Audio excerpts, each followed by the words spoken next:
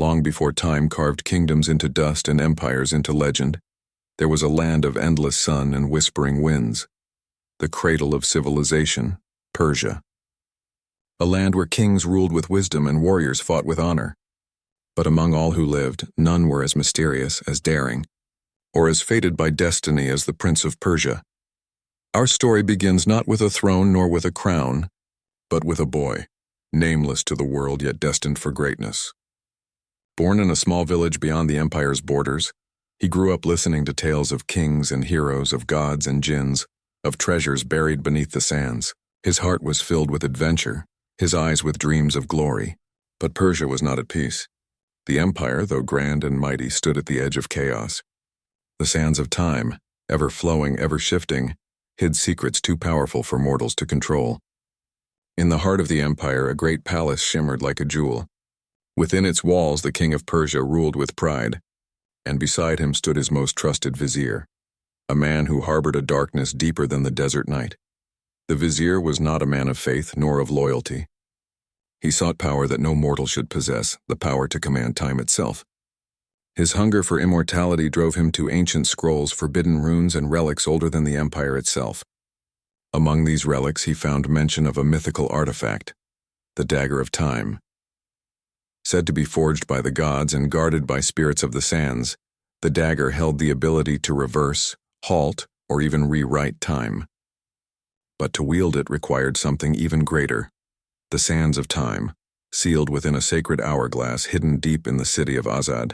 And so, destiny began its dance. Years later, that same boy from the village, now a young warrior, fought bravely alongside the Persian army.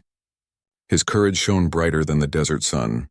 In one fateful battle, the Persians invaded the Maharaja's kingdom, seeking wealth and glory. Amid the chaos, the young prince broke into the palace's deepest chambers where time itself seemed to stand still. There, amidst treasures beyond imagination, he found it, the Dagger of Time. Its blade shimmered with divine energy, whispering secrets of the universe. The prince, unaware of its true power, took it as his prize, believing it a gift worthy of his father, the king. The Persians returned to their empire victorious, carrying the spoils of war, gold, jewels, and the mystical hourglass that contained the sands of time. But the vizier's plan had just begun. He tricked the young prince into unleashing the sands, promising him eternal glory. But when the dagger pierced the hourglass, the heavens trembled. The sands poured out, twisting through the palace like a storm of golden light.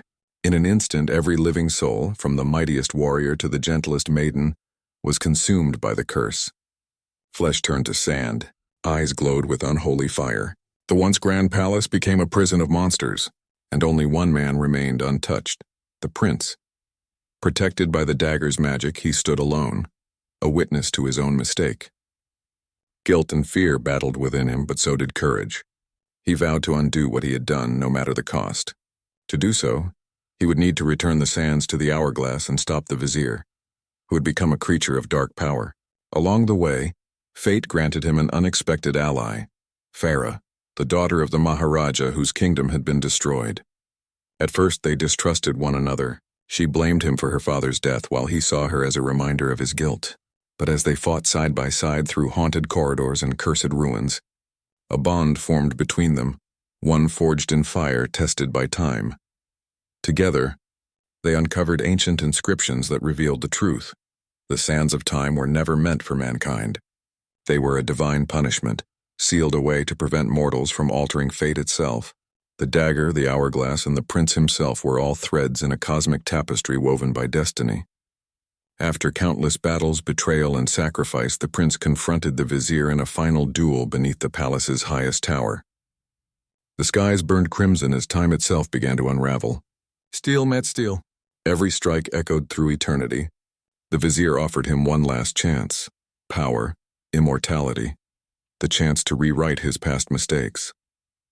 But the prince refused. He had learned that true strength was not in controlling time, but in accepting it. With one final strike, he drove the dagger into the hourglass, unleashing a surge of pure energy that reset the flow of time. The sands reversed. The curses vanished. The palace, the people, the kingdom, all restored to the moment before the disaster began.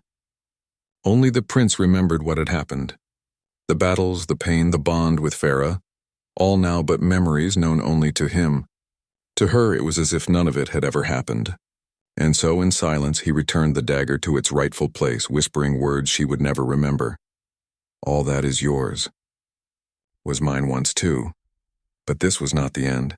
For the sands of time are eternal, and their influence stretches across centuries. Legends tell of other ages, when time once again fell into mortal hands. In the centuries that followed, Persia rose and fell, kings were crowned and dethroned, yet the legend of the prince lived on. Songs were sung about the man who challenged fate itself, but those who delved deeper into history discovered hidden truths. Tales of a second time when the sands returned, haunted by visions of his past and tormented by the curse of the dagger. The prince was no longer the same. The sands had left their mark on him, not on his flesh but on his soul. Shadows of time began to haunt him, bending reality, twisting his destiny. He became a wanderer, hunted by demons known as the Dahaka, guardians of time itself sent to correct the imbalance he had caused. No longer just a prince, he was a fugitive of fate. His journey took him across burning deserts, forgotten temples, and to the very island of time, where the Empress of Time herself awaited him. There, he learned the darkest truth of all, that his every victory had already been foreseen. Every choice, every act of defiance was already part of the pattern. He had not changed destiny, he had fulfilled it. Yet still he fought, for love, for redemption, for freedom from the chains of fate. His struggle became legend, not of conquest but of defiance. For even when time itself stood against him, the Prince of Persia never bowed. And so the story of the prince is not one of power or kingdoms. It is a story of humanity, of a man who made mistakes, who lost everything and still found the courage to fight against destiny itself. The desert sands still whisper his name, the winds still carry his legend. For as long as time flows, there will always be a Prince of Persia,